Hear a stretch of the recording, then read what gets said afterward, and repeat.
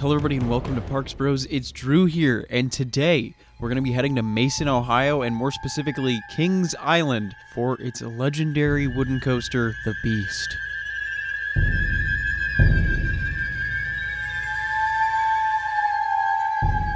Arguably the most iconic wooden coaster in the United States of America, the Beast has been the longest wooden coaster in the world since it originally opened in 1979. Alongside traveling into the middle of the woods, having 2 lift hills, and some real terrifying moments, this ride's stats speak for themselves. Starting with its max height, it goes up 110 feet tall before dropping 141 feet towards the ground into different valleys across the track. You'll reach a top speed of 65 miles an hour while traversing 7,361 feet of track in a duration from station to station being up to 5 minutes long, with 2 full minutes of prime ride time from the first drop to that second lift hill, and then of course the second drop to the final brake run. There's so much we got to talk about with this ride, but first we got to figure out how to get there.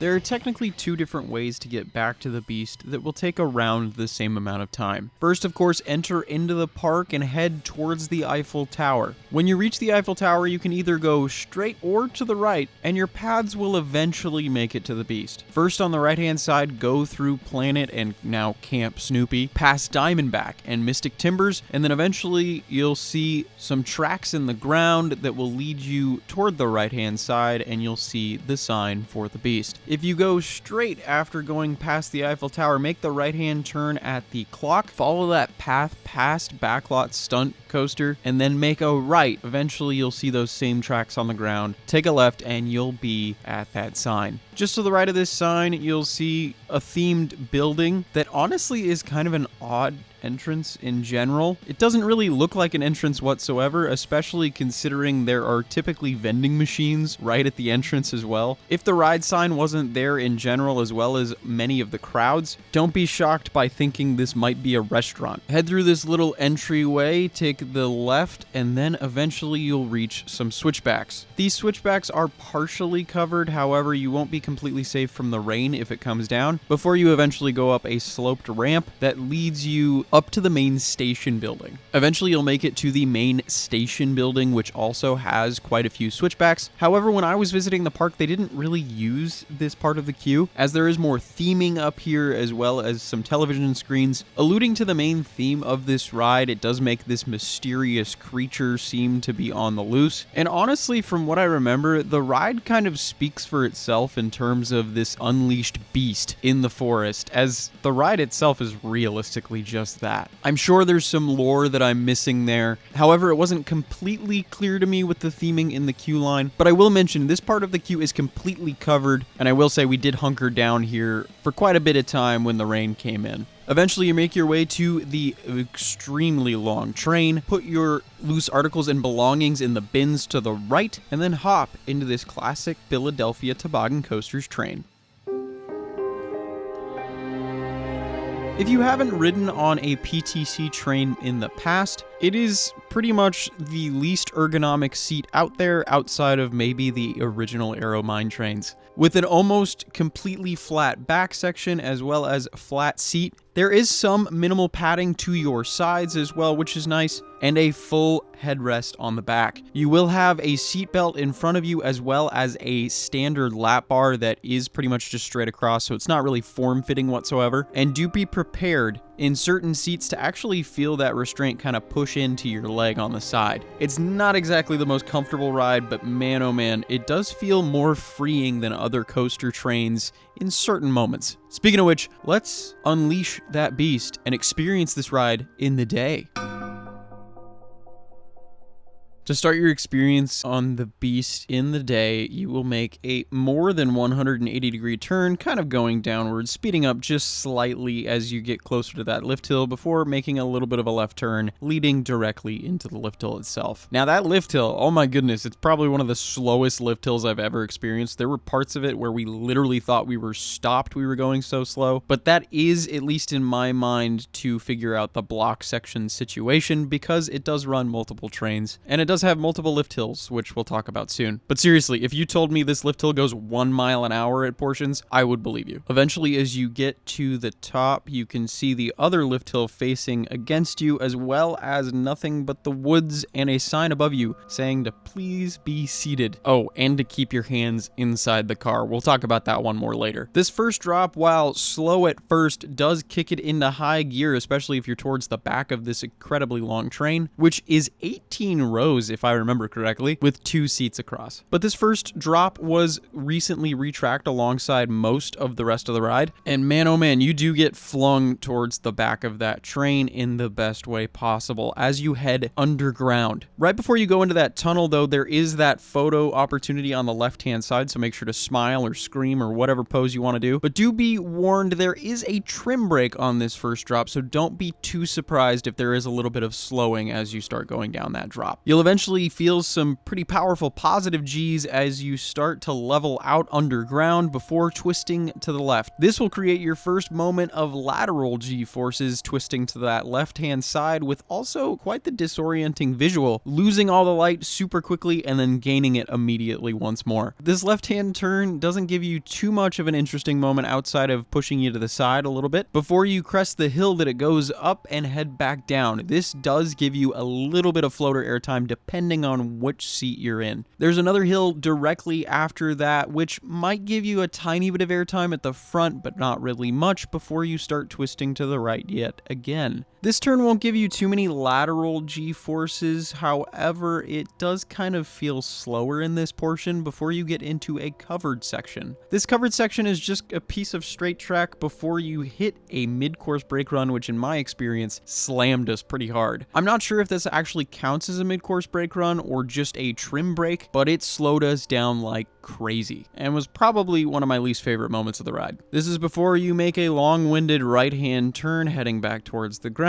and then leveling out and heading upward yet again, in not the steepest slope. This is when you start twisting toward the left in this extremely long-winded left-hand turn in the interior of a tunnel. This will make the train extremely loud as it echoes back and forth between the concrete walls and can be a little disorienting since you lose your sight yet again. There is some nice lateral forces pushing you toward the right, at least towards the end of it, as you kind of gain some more speed, but it is really just a big left-hand turn. Once you make it out of the tunnel, you'll make another long right-hand turn, not nearly as long as the last two, as you feel the most disconnected from reality at this point. It's realistically the deepest you get into the woods on this ride, so that makes total sense. Twisting toward the right yet again and diving just a tiny bit. This drop then straightens out for a little while and then actually has kind of an intense pullout as it twists towards the right and goes up. So do expect some positive G's on that moment. As you end up leveling out after that hill goes upwards, you'll find yourself in this straight track. This will lead directly into the second lift hill, and I will say you're going fairly quick going into this as you end up going about 20 feet into the lift hill itself. This lift hill thankfully isn't as slow as the first as you eventually crest it, getting honestly the most remarkable view of Kings Island out there. You can see everything from Diamondback to the Eiffel Tower to now Orion and so much more. Another sign greets you at the top saying, please keep your hands inside the car. And if the first sign didn't mean it, this one definitely does. This lift hill interestingly flattens out for quite a while and doesn't immediately drop down. It'll disengage the chain as you start to twist to the left pretty slowly. This is when the speed starts to pick up a little more than you'd expect. You bank awkwardly to the left-hand side, so if you're in that left seat, you're going to feel a lot closer to that guardrail alongside the track than you'd ever expect. This is when the ride truly feels unhinged during the day, as this drop keeps the same slope all the way down, so you're not getting any airtime, but the speed just keeps increasing. Eventually, towards the end of this drop, the beginnings of a tunnel appear out of nowhere, and if you're in that left-hand side of the train, it is one of the most insane head and hand choppers in the world, as it truly feels like the tunnel's exterior is going to hit you. This is when the left-hand banking actually makes sense, as when you pull out of this drop, you pull some immense positive G's as well as some lateral forces pushing you toward the right as you begin this 540-degree helix, all in a tunnel with minimal lantern lighting alongside it. It is truly an unhinged moment, and I would say probably the best part of the ride during the day. Halfway through that first part of the helix, the tunnel disappears as you eventually see the outside world again before continuing that turn, diving back downward just a little bit more and re-entering a tunnel. By the time you reach the end of that second tunnel portion, the lateral forces start to give up a little bit as this turn begins to straighten out, eventually leading into a straight portion of track that passes underneath another part of the ride before going up just a tiny bit into another piece of completely straight track leading directly into that final brake run. This part is interesting because it's an old PTC train and it will bounce a little bit as there's nothing really interesting happening, but just because of the wooden structure as well as the trains, you'll experience some bumping along the track just like on Racer at the other side of the park. You'll eventually make it back into the station, head out of the train, grab your belongings from the free bins, and then walk down the exit queue. This queue does give you a little bit of a view of that turnaround section, just like the entry queue itself, as you walk toward the ground, underneath parts of the track, and then eventually out to that entrance plaza that you were at before hopping in line. So that's how the ride is in the day. However, this night ride is so iconic, I decided to split the ride portion in two.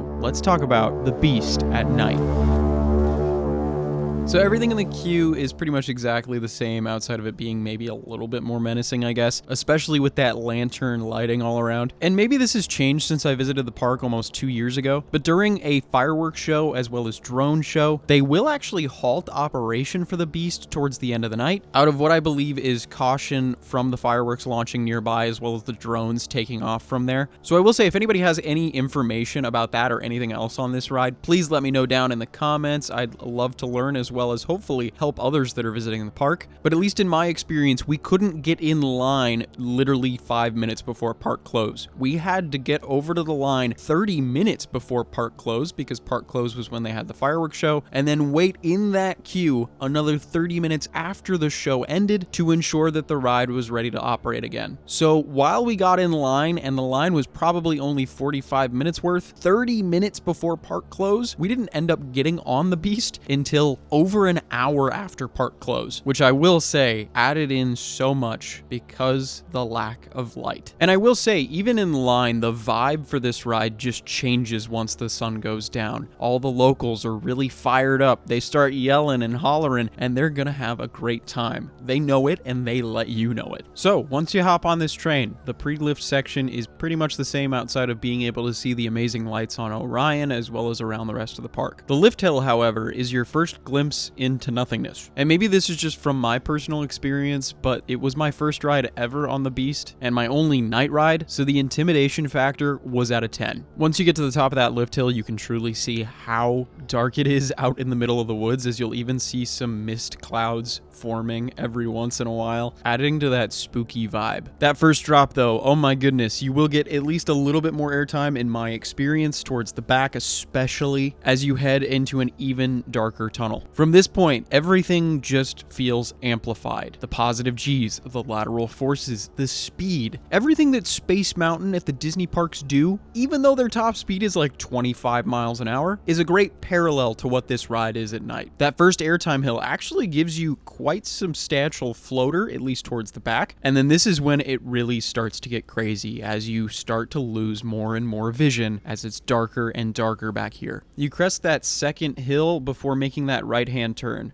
Now, this right-hand turn, in my remembrance, was pretty powerful in terms of lateral forces shoving us toward the left-hand side. This is when it got dark enough where I wasn't exactly sure what I was experiencing and didn't realize that this portion was even a straight track. And I'll tell you, I was incredibly surprised by that trim brake, as it felt like it was truly just slamming us into it. And it only makes me wonder, if that brake wasn't there, how ridiculous that next turn would be, as it was already giving us some lateral G-forces with the trim engaged. And this is another effect of the dark. Even the boring sections of this ride seem amplified as you're able to spend more time focusing on how much that train is bouncing along the track. So even the more boring straight sections of the Beast seem otherworldly. This is when you make that crazy long left-hand turn, which in the day is not very exciting. However, at night, when you enter that tunnel, you truly can't see a thing. And I was sure of it at first ride that this was a full double helix. It went on for so long and was so immense in the lateral forces that were sustained that I legitimately thought this track section was twice as long as it actually was. This is when I started feeling something I've never actually felt on a roller coaster before, and that was the beginnings of a panic attack. I don't know exactly why, but I did start to feel that way at this point in the ride, and my buddies who rode with me could tell you all about it. Maybe it had to do with the fact that I didn't know exactly where we were going, or the fact that I was focusing on the shaking of the train that much, and how much of an impact it really had in feeling how out of control it was. Making that right-hand turn after the tunnel section, of course, gave us some amazing lateral forces, pushing us to the left, and then we got a little bit of airtime heading down just the tiniest bit before being slammed to the left with lateral forces with that final turn before heading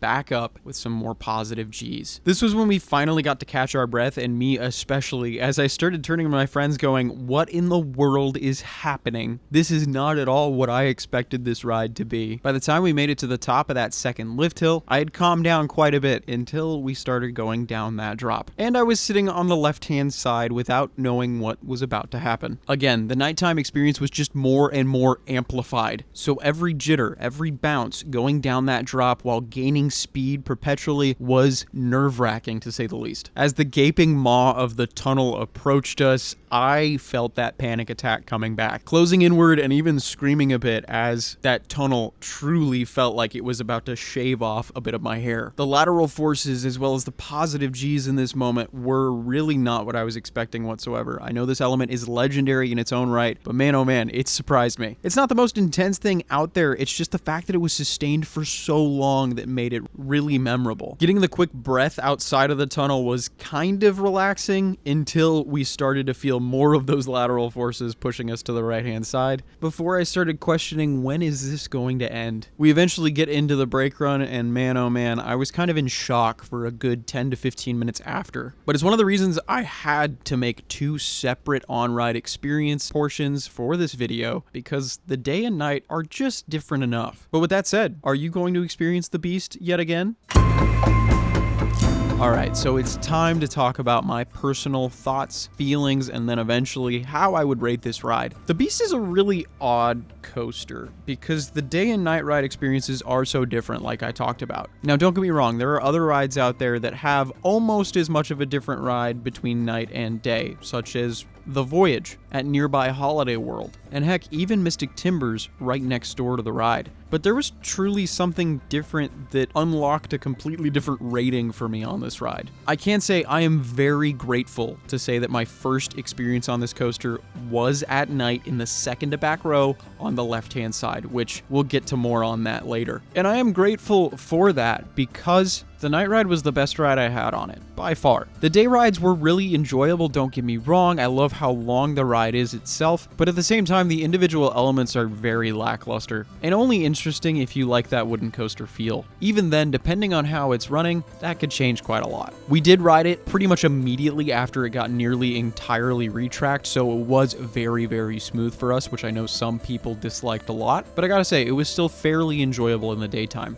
at least for me. I know some of the locals would disagree with that, and I understand, but I was not ready for that night ride at first, and if I was more used to the layout as well as how it rode, then I'd probably agree with them. I gotta say, I am very perplexed again with how to talk about my feelings on this ride. It's definitely a lot of fun. It's a little unhinged depending on when you ride it, but also could be considered kind of a wooden monorail in portions. It's so weird to try and put all my feelings into a couple sentences. The laterals are really, really good all throughout, I will give it that, but there's not really any airtime and minimal positive G's too. Unless you're riding at night, I guess, it's all really weird and temperamental. I did end up getting about 5 or 6 rides on it, but only one of them were at night, and none of the day rides got close to where the night was. Even with experiencing a post-rain ride with a rainbow going over the track. While that was a really cool experience, it still wasn't a night ride. I do have friends that are on all sides of the spectrum when it comes to this ride, whether they're diehard fans or they definitely hate it.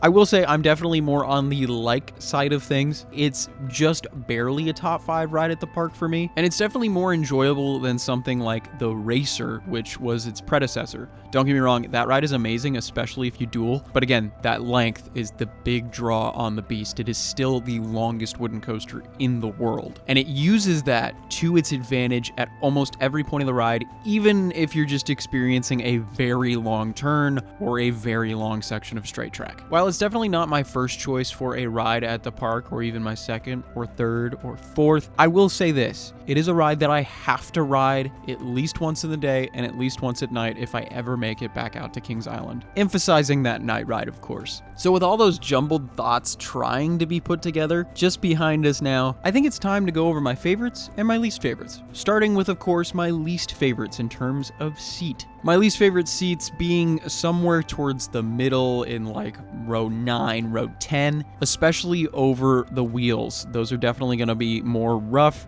and not as enjoyable as some other seats, especially towards the front or the back of the train. Speaking of which, my favorite seat, I gotta say, is that second to last row on the left-hand side by far. I got to ride in that seat twice, and it was easily my favorite selection of all of the seats that I got to try out. Now, for elements on the ride, I gotta say my least favorite moment is that trim brake section. It feels like it kills almost all the momentum in that section of the track, and I understand why it's there to an extent. However, it does take quite a bit of time to get those wheels rolling again. And with how abrupt it is and powerful, it does hurt sometimes too. And I think this is a pretty easy option for favorite part of the ride. It's got to be that 540-degree helix. It is insane. So now it's time to get into my ratings for this roller coaster, which are a little unorthodox, I will admit, if you haven't seen one of these reviews before. First, I'll start out with a ski slope rating of how experienced of a coaster rider you should be before taking on this attraction. Then we'll head into a 5-star rating for intensity as well as fun, and then I'll give my personal score out of 10. It's definitely a little weird and all over the place, but it tries to give a suggestion first and then my objective ratings on the ride with my personal rating at the end. This ride, I will say, be an experienced coaster rider before taking it on. Definitely ride rides at the park like the Great Pumpkin Coaster, Adventure Express, and especially the Racer before taking on the Beast. For a fun rating, I kind of struggle with what to give this exactly, but I think splitting it right in the middle with a 3 out of 5 is where I'll go. For intensity, though, this I think should be up to a 4-star rating, if not maybe a